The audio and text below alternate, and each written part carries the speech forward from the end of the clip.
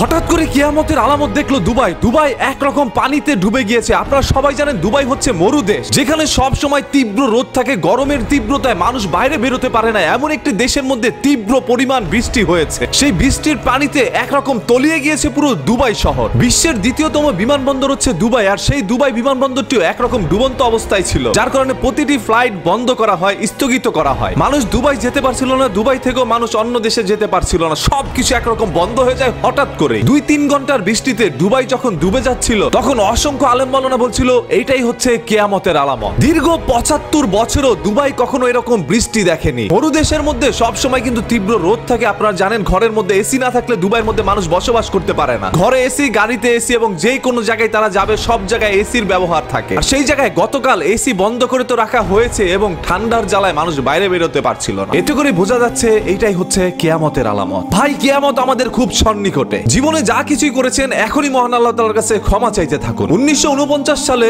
দুবাইয়ের মধ্যে এরকম একটি বৃষ্টি হয়। আজকে 75 বছর পরে আবার এরকম একটি বৃষ্টির দেখা মিলে দুবাইতে। দুবাইয়ের বড় বড় মরুতে কখনো কিন্তু ঘাস উঠতে দেখেনি, তবে এখন দেখা যাচ্ছে সবুজে ভরপুর হয়ে যাচ্ছে দুবাই, সৌদি, প্রত্যেকটি দেশ। তবে যেই সকল দেশের মধ্যে ছিল একটা সময় সবুজ ঘাস, ছিল নদী নালা, আর সেই সকল দেশগুলো এখন ধ্বংসস্তূপে পরিণত হচ্ছে। ধরেন কিছুটা আমাদের বাংলাদেশের অবস্থায় দেখেন। বাংলাদেশ একটি নদীমাতৃক দেশ, 6 ঋতুর এই বাংলাদেশের মধ্যে এখন দেখা যায় 6 ঋতুকে খুঁজে পাওয়া যায় না। রোদ যখন পড়ে তখন তীব্র রোদে মানুষ ঘরে থাকতে পারে না, যেন এসির বাতাসও শরীরকে ঠান্ডা করতে পারে না। সবুজ ঘাসের জায়গায় সব বালুতে পরিণত হচ্ছে। বড় বড় গাছগুলোকে কেটে তারপর সেখানে ঘর বাড়ি করা হচ্ছে। অন্যদিকে ব্যতিক্রম ঘটছে মরুর দেশগুলোতে। বাংলাদেশ সবুজ শ্যামল একটি দেশ হইলেও কিছুদিন পরে সবুজকে খুঁজে পেতে অনেক কষ্টসাধ্য হবে। গতকালকে দুবাইয়ের এই ঘটনাটি ঘটার পর থেকে অনেক মানুষের হৃদয়ের মধ্যে আঘাত লেগেছে, অনেক মানুষ ভয়ের মধ্যেও আছে, কখন যেন কিয়ামত চলে আসে। আপনি আমি জীবনে কতই না অন্যায় করেছি, কতই গুনাহ করেছি, সেই সকল গুনাহগুলো নিয়ে কিভাবে কবরের মধ্যে যাব? কবরের মধ্যে গিয়ে কি সেই হিসেবগুলো আপনি আমি দিতে পারবো? সঠিক হিসেব দিতে না পারলে জাহান্নামের তীব্র আগুনের মধ্যে আপনাকে আমাকে ফেলা হতে পারে। পৃথিবীর একমাত্র একটি দেশ রয়েছে যেখানে সব থেকে বেশি পর্যটক যায়, আর সেই দেশটি হচ্ছে দুবাই। পৃথিবীর অন্যান্য দেশের বড় বড় বিজনেসম্যান গুলো দুবাইতে গিয়ে তারপর মিটিং করে। সেই পর্যটক একটি দেশের মধ্যেও এরকম একটি ঘটনা ঘটার পর থেকে মানুষ এখন অনেকটা হতাশ, এবং মানুষ অনেকটা হতভম্ব হয়ে আছে। এমন ঝড়,